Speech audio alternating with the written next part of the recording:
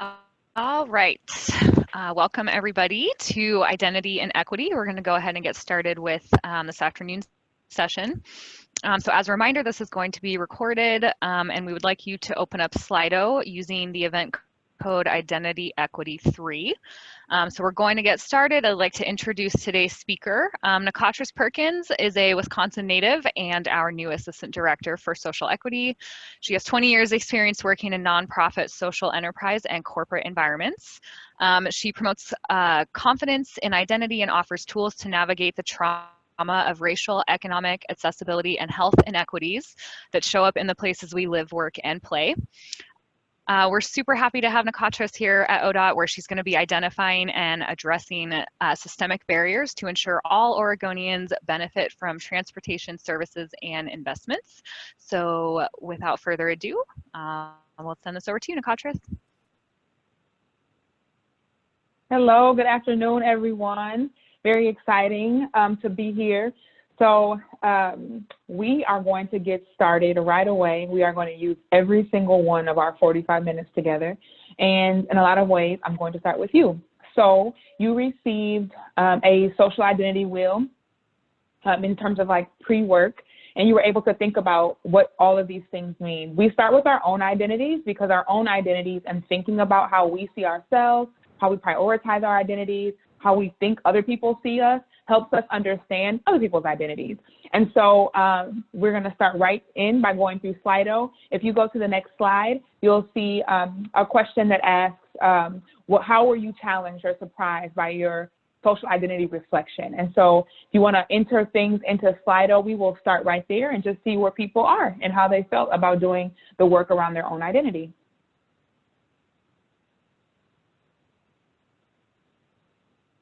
Yes, we're going to get that pulled up right now. So just go ahead and start entering in your thoughts, and then we'll put them on the screen in just a second.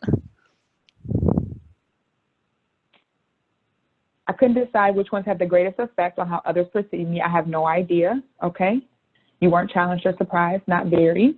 Makes sense.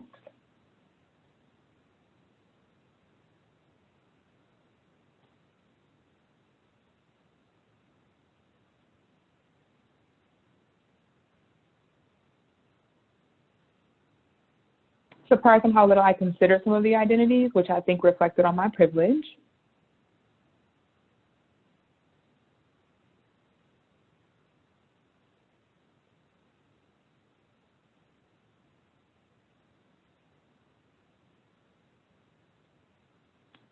Not too much, but I still learned about myself. Okay.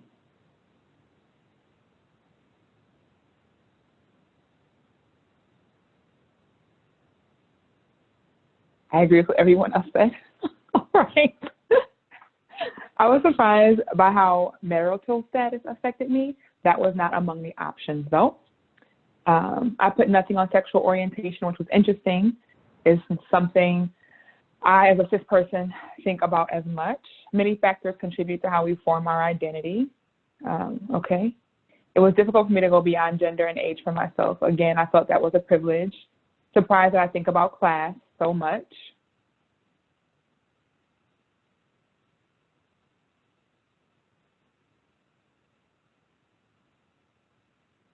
Ability is very important to how I see my identity.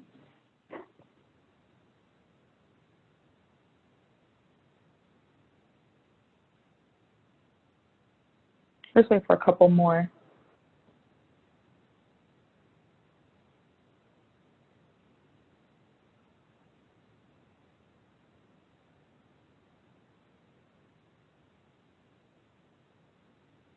I don't remember this. What did I miss? It seems like you might have missed an email. I apologize that you did not see it, but you can still do this activity after this. Even after the session and you did it before, sometimes doing this again, I've probably done a social identity wheel, I don't know, let's just go with 275 times. That probably is a low guess because as I learn more about all types of things and misinformation I have and biases I have, the way I think about identity changes. Identity was one of the least that I identify myself by. Family is important to identity, but that wasn't an option, similar to the marital status. I agree that not thinking about it as a privilege. Absolutely. So thank you for sharing how you were challenged and what you were thinking about.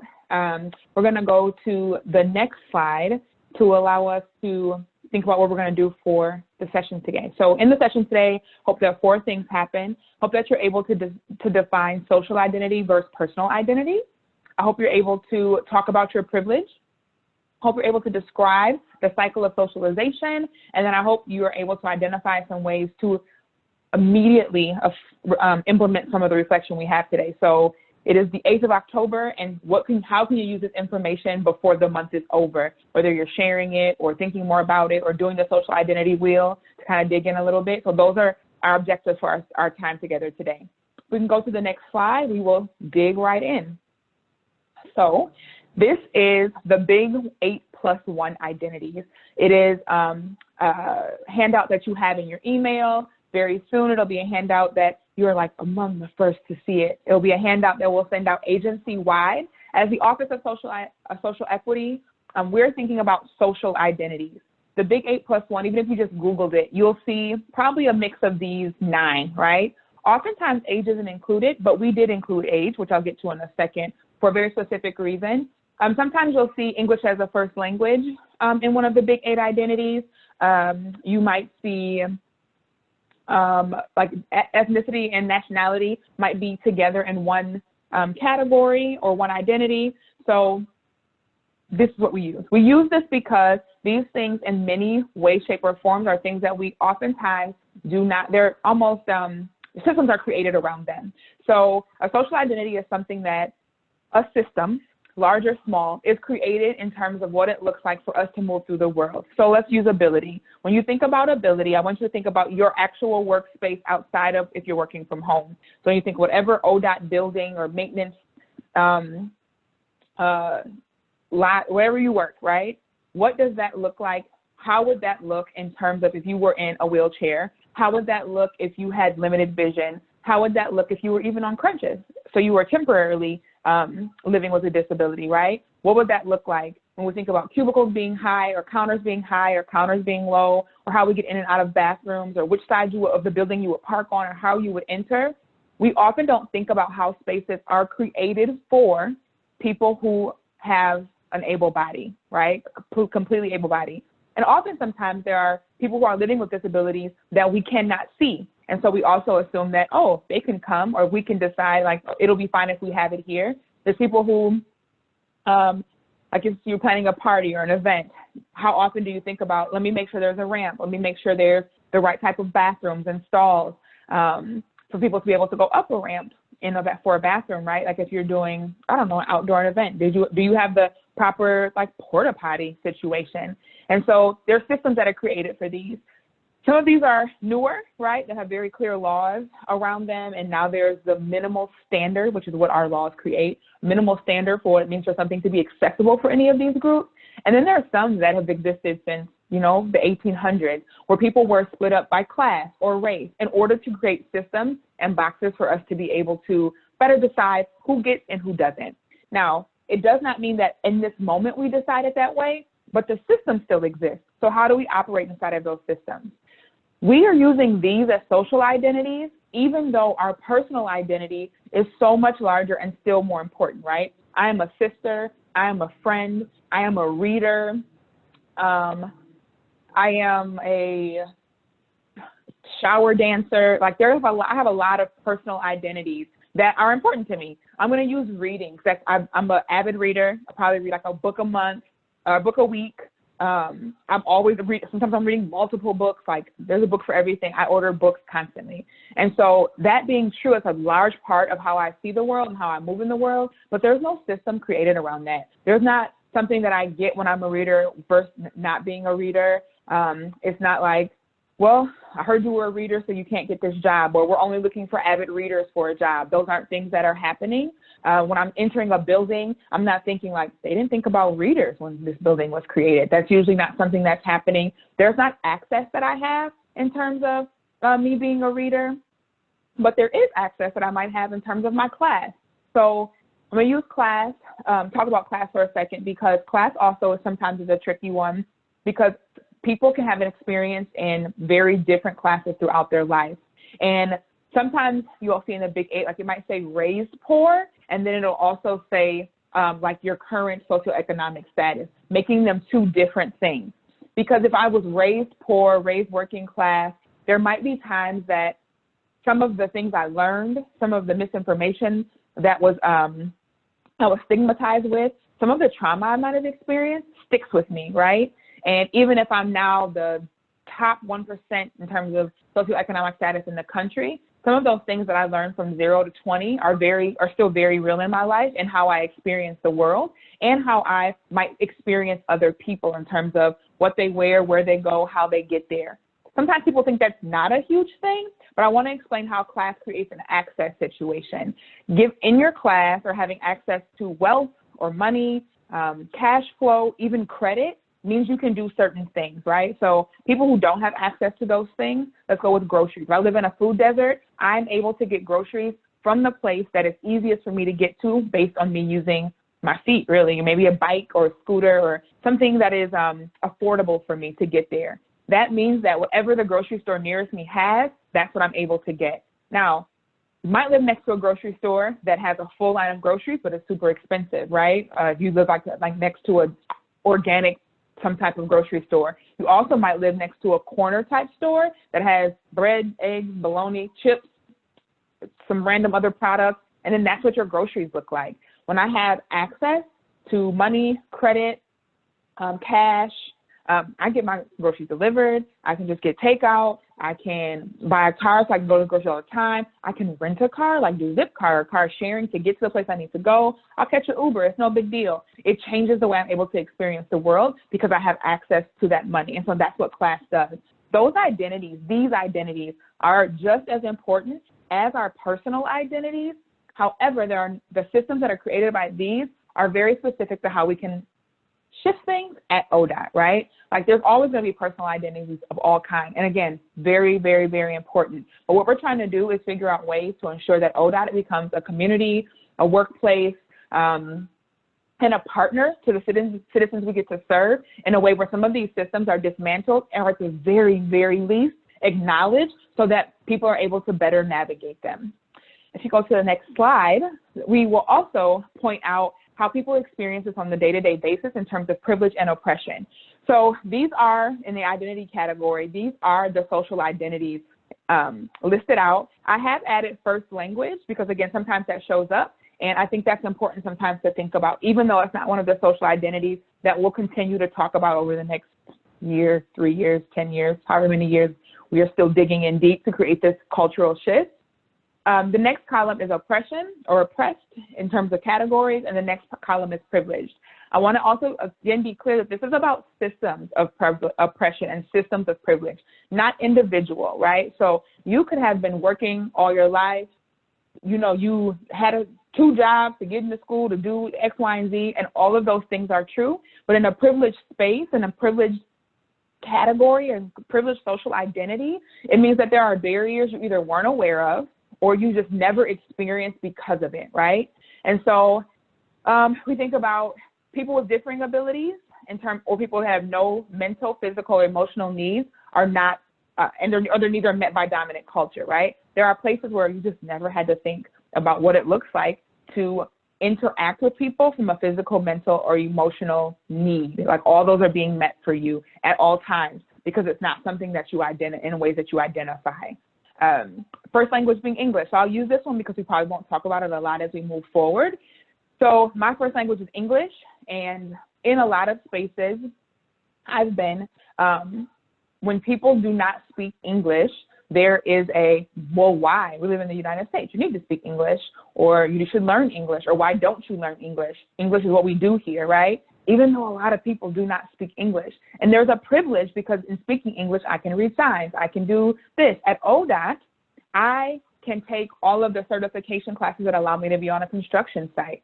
Now, I can be working on a team of people who nobody speaks English, right? But in order for me to have the ability to work on a site where nobody speaks English and I actually don't need to speak English to be on the site, I have to pass a class that's only taught in English and the book is only in English. So there's a privilege in that space that some of us don't think about because we've never thought outside of like, there are systems created for those who speak English, that's the end. And so when we look at these identity categories, there's privilege for all of these people. Something else to notice in this is that you can be on both sides, right? Two other words that are often used in this chart, it'll say identity, it'll say target, and then it'll say agent. Again, a system, right? There's a target of the system and there's an agent of the system. So I am a person who my needs are met, physical, mental, emotional needs are met. I'm technically considered middle-aged. You are middle-aged after 24 and up until 65. I am middle class. I speak English. Now, I'm a woman, right? So I'm a woman, so in that way I might be the target of the system or oppressed by the system. And with the United States, I'm also identify as Black, so I might be a target, right? And I'm not Christian, but I'm heterosexual. So you can be on both sides. And so that means in some spaces, you might not notice some of these things because of where people present. So if I'm in a room full of Black women, thinking about all of those privileges, though, there are some people who are going to be young Black women. There are some people who are going to be young and poor Black women. There are some people who are going to be young, poor, and not English-speaking Black women, which means my privilege still is an agent of a system that leaves some people out and minimizes their access. I believe we are going to take a short pause. If we go to the next slide, that allows you to just decompress that information. So what word or phrase comes to mind after learning or being reminded of social identities versus personal identities and systemic oppression, which is how we just talked about privilege and oppression or target and agent. And so we'll bring Slido back up. What word or phrase comes to your mind after learning or being reminded of social identities?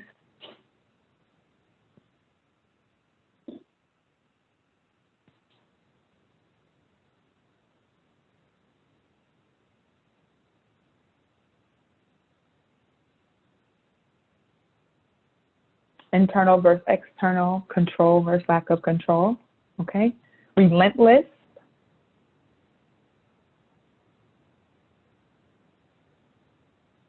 privilege,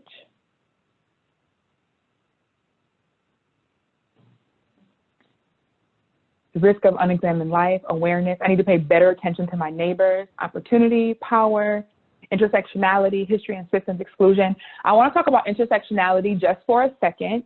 Intersectionality is a word that was coined by Dr. Kimberly Crenshaw, and it is the intersection of oppressed identities, right? And so there's intersectionality where I am a Black woman, and because Black and woman are two identities where systems are created to target or to oppress, that is intersectionality. However, I am also an English-speaking, able-bodied person, which are two identities, but they're intersecting. I'm both of those things, but they're also both privileges. And so intersectionality versus like the intersecting identities, I just want to make sure that we know the difference because sometimes intersections are crossed. And so those are two different things, but intersectionality is definitely something that could easily come to mind. Multiple factors of privilege, dogma, trauma, oblivious, caste, awareness, greed. Yes, I missed a whole bunch in the middle. I apologize. Discrimination. Oh, thank you. I find it interesting that being Christian is considered privilege my entire life. I have felt that as being a Christian, I have an oppression towards that. Okay, so I'll talk about that for just a second too. That is interesting, right? Because oftentimes, well, in a lot of different places, right? What is really exciting about digging into these things is that we're able to look at our own identities and our own worldviews and how that interacts with all of the other things. So in the United States, being a Christian is a privilege here because the other religions or not being religions, the people who don't identify as religious at all, maybe an atheist or an agnostic, but for sure Muslim, Jewish, people who identify in other religions, there are very clear targets to those groups of people, whether it's how systems are created around school and days off. So I know I went to a school where there was a very heavy Jewish population. So our days off of school look very different than other ones. But the traditional school calendar does not take into consideration the Jewish holidays at all. And they're Wednesdays or Tuesdays. So I remember being on basketball teams, people were like, well, at sundown, like Sabbath starts on Friday at sundown. So Tuesday, Friday basketball games, which is when we play basketball in Wisconsin every Tuesday and Friday, puts people in a situation where, like, there are people who could not play basketball, or they played basketball, they never got to play the Friday games, which were always the most people, the most exciting. And so, again, it's not an individual situation. So as an individual, you could always be in spaces where you feel targeted or feel like you're being held back because of your Christianity or any religion at all, right? But in terms of systems in the United States, Christianity is definitely a privilege and something that people are like, oh, I celebrate Christmas as well, all right? Or the things that are just much easier to explain and talk about, and there's no system that targets that religion, but instead make space for it. I aware that I'm both privileged and oppressed. Complex layers like onions. Very true. I don't assume you know someone's identity. Also very true. We're going to go to the next slide. It's watching time, so I want to make sure we get through everything. Everything we do today is definitely a foundation. The goal is for you to continue to dig. Please ask questions. Please talk to peers, right? And you have all of these things. You'll get the slideshow, and then you also have handouts for everything as well, so that you have them as resources. The next thing we're talking about is the cycle of socialization, which really kind of explains that oppressed privilege, right? And how we get to this place where either we're not really conscious of people's identities or some of the bias that we have, and also why sometimes it's hard to interrupt it. So you did get a handout of the cycle of socialization, which looks a little bit different, but it also has questions and things on it for you to kind of dig into it a little bit better. So it's from the Teaching Diversity and Social Justice book is the one that you got. And it was created this cycle of socialization was created in 1997. And originally was created by Bobby Hero. And so that's the one that's on the slide. But you'll see a lot of different, you just Googled it, you'll see a lot of different interpretations in terms of the way it looks, but they all say the exact same thing. So we start at the blue, right? The very light blue. We are born into the world with, there's already things in place for us. We have no consciousness, no guilt, no choices. And in that space, we also receive misinformation, biases, stereotypes, prejudice, history, habit, and tradition. And we receive it very, very early, right? Like, and we think about a baby coming into the world, but when people are pregnant with babies, a question that's often asked is it a boy or a girl? So much so now that we've moved into a space where there's like a reveal, like, ooh, is it a boy or a girl? Like there's a whole party around, is this a boy or a girl? And that means it's pink and blue.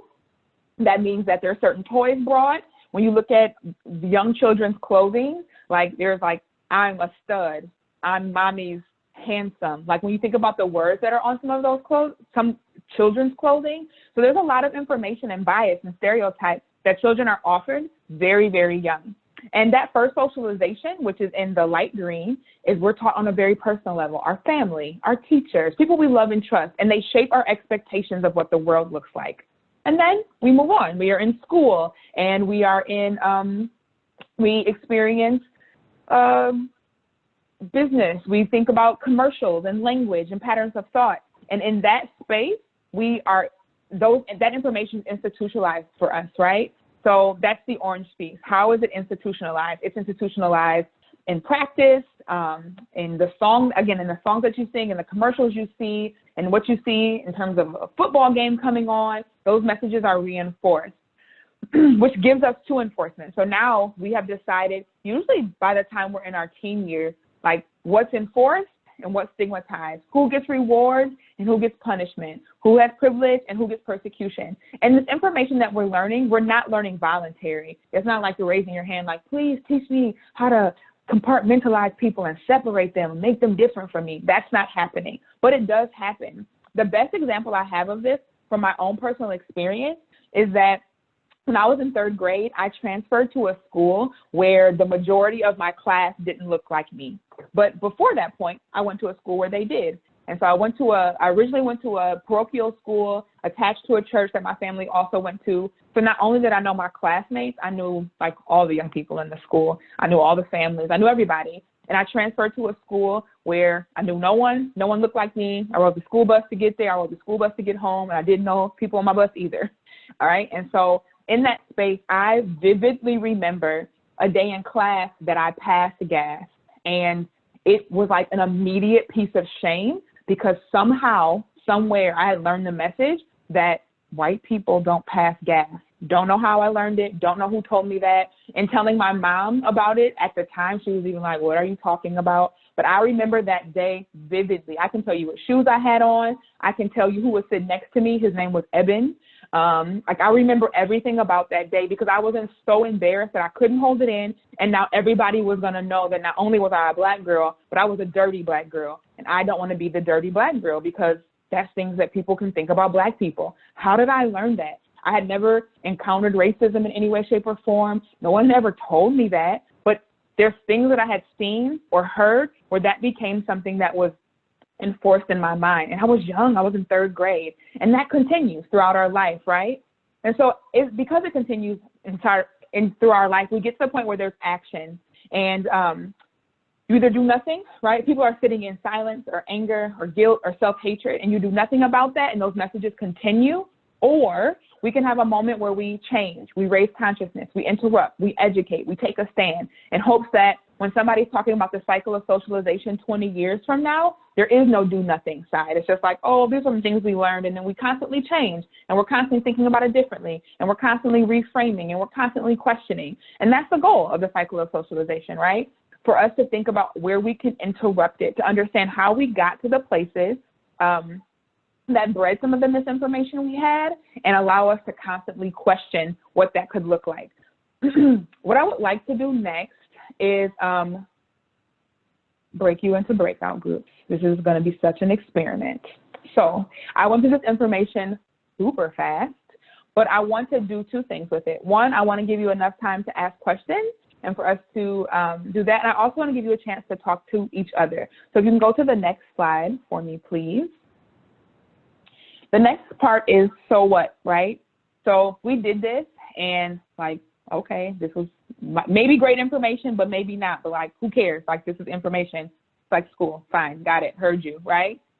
So what is, this is the foundation for what it looks like for ODOT to make changes around social equity, who we interact with at work, who we interact with in community, who we interact with when we're designing or planning things. There are times when we can be asking ourselves questions about, is there a target in this system? Are we targeting people in this system? Is what we're designing an agent of a system that is making it hard for different races or ethnicities or classes or people with abilities? And how do we consistently question that so that our practices and our policies are better and we become an agency that equity is built into our DNA? Equity being that even no matter what social identity you are, you feel like sometimes there's a burden, but also there's great benefit, and everybody feels that about equally, right? That there's burden and there's benefit. It's part of life. Instead of there being people who feel like there's a lot of burden to life, and every once in a while I get a benefit, which is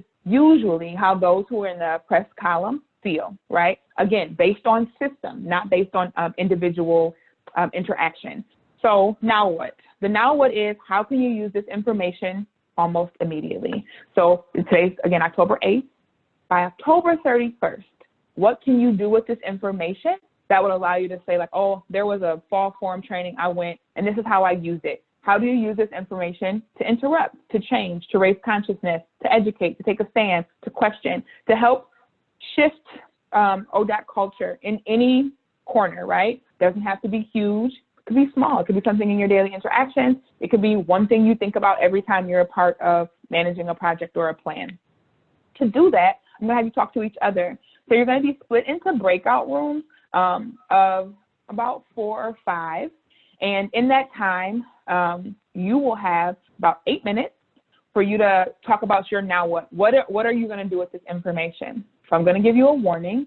Last session, this kind of worked, but it took a long time for people to be pushed out. And then also some people kept getting kicked out of the room. So we hope that does not happen. We're going to try again. So you're going to be pushed into breakout rooms.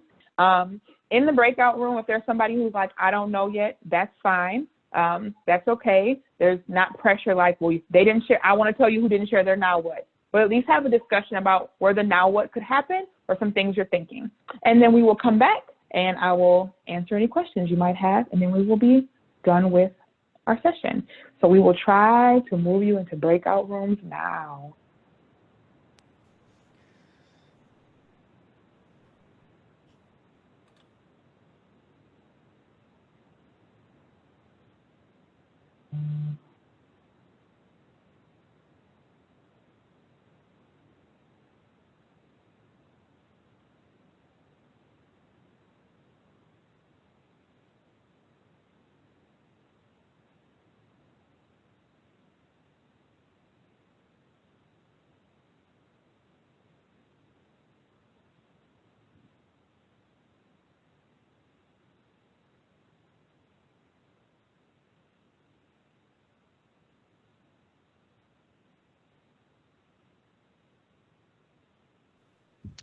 So far this is working better than the last time. There's only about Yeah. 16 still left in this main session. So the 16 still left in this main session. I'm thinking that you all might not. Can you can you see the screen?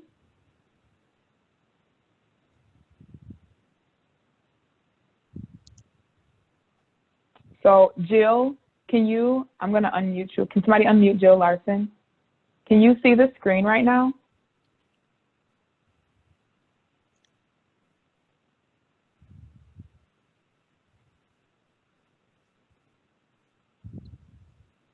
Jill? Oh, I'm not able to unmute her. Oh, she's unmuted. Oh. Jill, can you see the screen? This is Jessica. She said her laptop wasn't working today, so hers might not be a good example. No, I think that's everybody's example, though. She just to talked me. She can see it. Okay, so if you can see it, is there a button? I'm trying to see if the people who are still here are people who can't see that I want to join a group now. And so if you're just on a phone and you're not looking at like the slides, you're just listening, it might have been that you didn't see that there's a button that says like, yes, send me into a group. Thank you.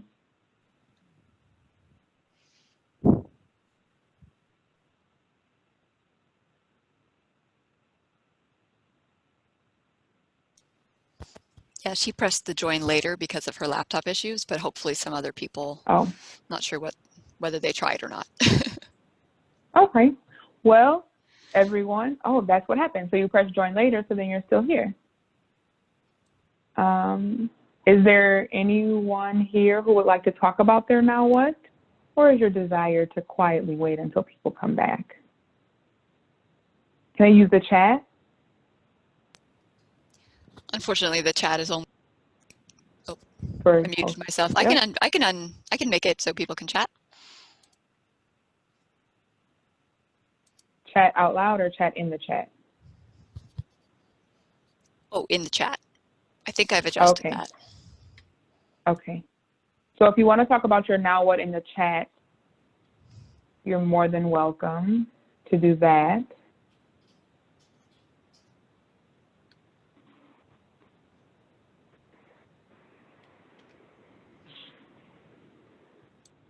Testing.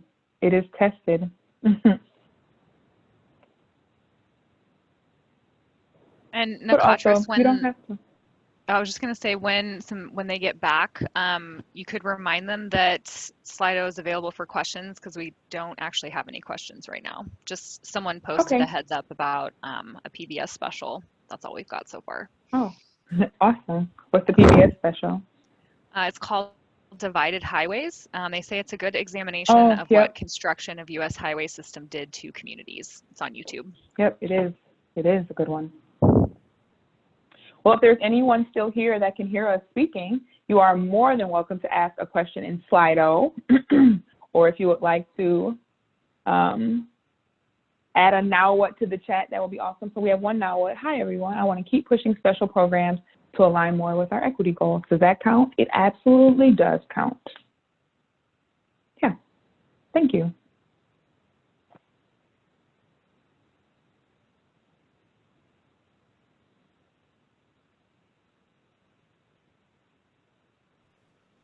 So Nikotris, since we're just sitting here quietly staring at each other, I will say that one of the things, because now I've heard your session twice, and so something that might be good to hear or just talk about is kind of the shame that comes with realizing that you're privileged. Like I've felt that in just the last few months where it was like, I'm not privileged. Like, what does that even mean? Like, but you're explaining it really well, because I think there was a lot, at least for me in the beginning, when people were like, well, you're privileged. And I'm like, but I'm not. Like, I'm a nice person. I don't put people down. Like, what do you mean I'm privileged? So that might be, this is much different than how I've ever heard it explained before about the privilege, and but there was a ton of shame, I think, and I don't know if anyone else ever experienced that when this kind of started just in the last few months with like the rioting and the inequities,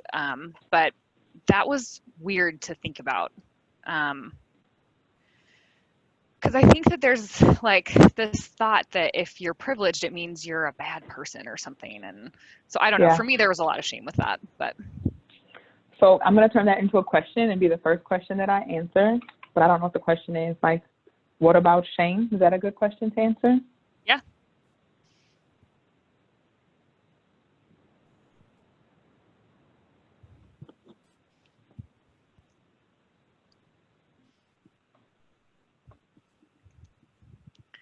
Maria, I see that you said on the chat that there was no one in your breakout room. So we just opened it up if there's anything that you wanted to say in the chat, or you can unmute yourself and talk. We just created our own little group. So feel free to chat with us if you want to.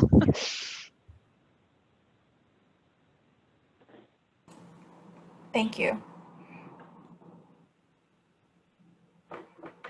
Sorry, I'm a little late to the Slido. I think I'm just seeing now the hashtag in the chat. I didn't see it earlier. I'll go check that out.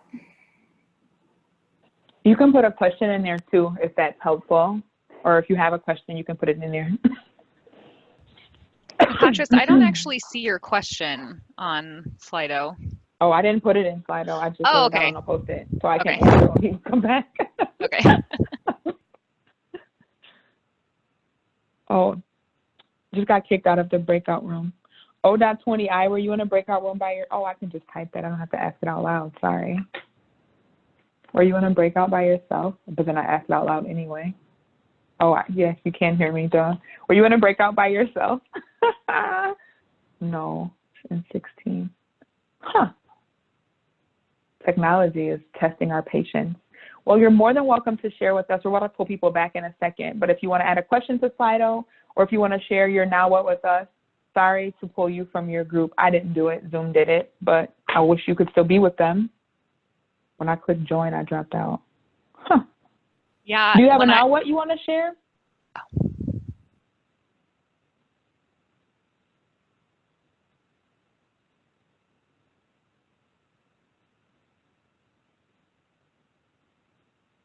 You don't have to. Sort of. Okay. Well, if you want to share a now what, go for it. But you also don't have to. No pressure. Kara, she said that you got kicked or pulled out? Yeah, I was on, it was a different like leadership training a couple months ago, and every single time that it tried to put me in a breakout, as soon as the breakout opened, my entire Zoom crashed every time. So. Oh, that was happening to me in the first session. Like the Zoom kept, I was a little worried, so I was like, ooh, it would be awkward if I just never came back. Yes. So struggling to frame it up a bit, struggling to frame it up a bit. In all honesty, I think a lot of times that we push ourselves, like have this answer, especially if we're interested in really making the change. Like I need to have an answer right now. True, you're framing it up where you can really talk about it could be your now what. Like I'm going to frame it up. People ask me what I'm doing around social equity. I'm going to have an answer. I'm ready.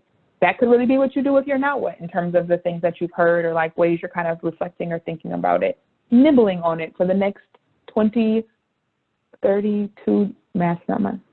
days. No, that's way too many days in a month. 22 days. Can you pull the people back from the breakout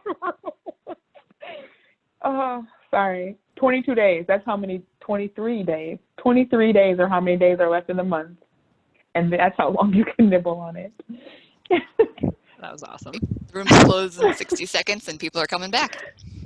Yeah, it's okay to struggle with framing it up. I've talked a lot about equity in spaces that I'm in, but I know in some spaces too, I've heard pushback or experienced pushback that it's a millennial thing, that inclusion's a millennial thing, a liberal thing, a leftist agenda. And when you're like genderqueer or whatever, it's like as if it's just a preference or a trend. And I would like to find concrete ways to explain this in the workplace, that it is just like part of how we do work, just the way we think about like Title VI and, you know, all of these requirements. But I know it's a hard transition for other generations. For sure. And sometimes in thinking about it as like people say it's a millennial thing, sometimes depending on the conversation, my answer is like in some experiences, talking about it finally is a millennial thing, but it was always a situation. It was just something that society at the time or at different times of our society, one, either they were in the middle of creating all of these identities to separate people and decide who gets and who doesn't, or it was like, we don't talk about it at all. And now there's people who are like, oh no, we're talking about it. So here we are talking about it. I would like to welcome people to be able to ask questions. And so if you go on Slido and enter a question, we can answer some questions. Everybody didn't get put into a breakout room. Technology was much nicer to us this time, but still not all the way our friend. And one question that came up during that time was, how do you deal with like shame around privilege, or like what about shame? Sometimes when you learn or hear like, so I'm an agent of oppression, like I'm privileged, that doesn't feel good. Like there's very few people from the people I have met in my experience that are like, I'm so excited to be an agent of oppression. That's usually not what happens. And some people feel really bad about that. So what do you do with that? My thought is, and I can't like prescribe something you could do or should do around it, but my thought is, one, there are a lot of people that have privilege that don't know it. So you're not alone in that epiphany or that thought, or like, oh, that's what you mean by systemic privilege, right? That's one. So you're not alone in it. No one should be pointing at you as like the agent of oppression. That's another thing. And if you're getting conversations like that, to be able to reframe them like, it's not an individual thing. It's definitely a system thing. And then the other thing is to realize and sometimes use that space to connect it to empathy, right? Because the shame or fear or confusion or insecurity you feel, everybody is feeling around other things. Some people are feeling it because of how they're oppressed, right? So the feeling isn't a new feeling. The why you have the feeling is a new feeling. So sometimes those feelings can create an empathetic ear or situation for you to build relationships with people like, I know what shame feels like. Not that you've never known what it feels like, because most people know what shame feels like, but you know what it feels like, and being able to say, people feel shame, and I'm shamed right now. Like being able to take feelings, identify them, and then also push them to be able to move towards the action of change or interrupting or educating yourself or taking a stand or asking questions to reframe some of the things that you're feeling shame around. I hope that was helpful, maybe. Can you go, are there any questions in Slido now? No? Yes, we did get one question. Okay. How do you gauge when to have conversations at work about this? So I think I'm going to give you a couple of ways. One of the ways to gauge it is if you're a person who, like you're sitting somewhere and your heart's beating incredibly fast and you have that feeling in your stomach, like I cannot keep it to myself anymore. I have to say something. That's always a good time to have a conversation, because it means that whatever is happening is something that in most cases, you're not the only person that's hearing or feeling or experiencing that. And so it's a time to interrupt. It doesn't mean you have to sit down and be like, now that you said that, whoever that is, let's have a deep conversation. It might be asking a question like, I wonder why you phrased it like this, or could you explain that differently? And once they explain it, if it's still offensive, or it shows bias, or you don't think it's how we should be moving, to say that, like, I don't know if I agree with that, and I would love to have another conversation about that at another time. Or I wonder if we can fold that into a meeting to dig into that a little bit deeper. When you're gauging the time, I think that heartbeat and the stomach tightening and that not to say something is always a moment to say something, but sometimes the conversation can be had later. So you interrupt or you question and you schedule like a individual time or invisible time to have a question or to have a longer discussion about it, because we don't need to move to a space where that's all that we're doing is like having conversations at work about equity. That's not the goal. The goal is for us to think about it as we do our day-to-day job. So we got another question. Is this different for a manager versus peer-to-peer for that conversation? I don't think so. Not at all. I think that both of them are pretty equal. And so I do understand that people feel like sometimes there can be retribution. And so if you know your manager and you thought this will be really, really hard to have a conversation with them, because then they'll target you as an individual who questioned their authority in a space, then you need to mark that in your head and think of when you'll be one-on-one to bring that up again, but to do it as soon as possible, right? Like, don't wait like remember 6 months ago when you said this? Like, wait, like, remember yesterday when you said this? I want to ask you about something that you said today in the meeting, right after the meeting, so that it can come up. But there's no difference in what you're saying in terms of managing, in terms of a manager or you managing somebody or peer-to-peer, because this is not hierarchical in terms of interrupting. This is human work, right? So it doesn't matter where people sit in the organization to say something. My time is up, and now questions are really coming. White world fans who have lost this color. How do I respond to this? But they're going to send the questions to me, and then I'm going to come answer them. How do you come to this? These are good questions, and I have answers for you that I'm going to type up and send back to people who are here. So I really, really appreciate you coming in. If you still have questions, hurry up and type them before Slido closes, and then I will make sure that I answer them. I can leave Slido open for a few minutes. It's okay. And then I'll answer them. And when is this stuff going back out? I think as soon as you answer them. Yeah, okay. So I'll get them, and then I'll answer them. And so give me like a week or so, and I will get them answered and back out to everyone. Thank you very much for participating with me today. And also, I would like to say, like, if you have something that's more specific, you can just email me or send me a message on Teams or something, and I can also answer. So thank you very much. Retaliation is real. Thank you very much. Hope you all have a great rest of your week. Thank you. That was great. I'm going to leave Slido open for a few minutes, so go ahead and continue to send in your questions if you'd like.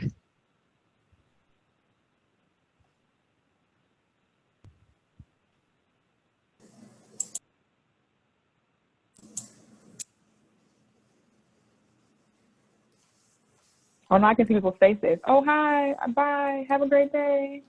Thank you. Bye. Take care. Thank you, Nikotris. Thank you, Karis. This is awesome. Glad to be here. All right.